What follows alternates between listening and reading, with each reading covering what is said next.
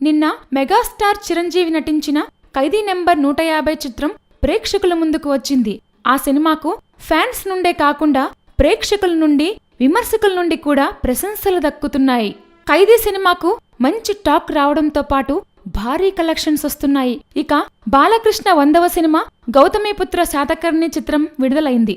క్రిష్ దర్శకత్వంలో ప్రతిష్టాత్మకంగా తెరకెక్కిన ఈ సినిమా కూడా ఫ్యాన్స్ తో పాటు ప్రేక్షకులను మరియు విమర్శకులను కూడా ఆకట్టుకుంది. దాంతో ఈ 2 సినిమాలు కూడా సంక్రాంతి విజేతలుగా నిలిచాయని సినీ పెద్దలు అంటున్నారు. ఈ సమయంలోనే ఈ ఇద్దరు హీరోల్లో నెంబర్ 1 స్థానం ఎవరిది అనేది తేలిపోనుంది.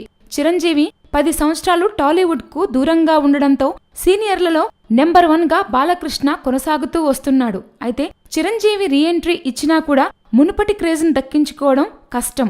ఆ స్థాయిలో ప్రేక్షకులను ఆకట్టుకోవడం కష్టమని అంతా అనుకున్నారు.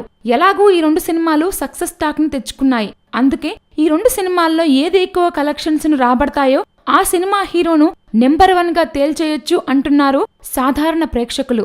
ఫ్యాన్స్ మాత్రం మా హీరో గొప్ప అంటే మా హీరో నెంబర్ 1 అంటూ డబ్బాలు కొట్టుకుంటున్నారు.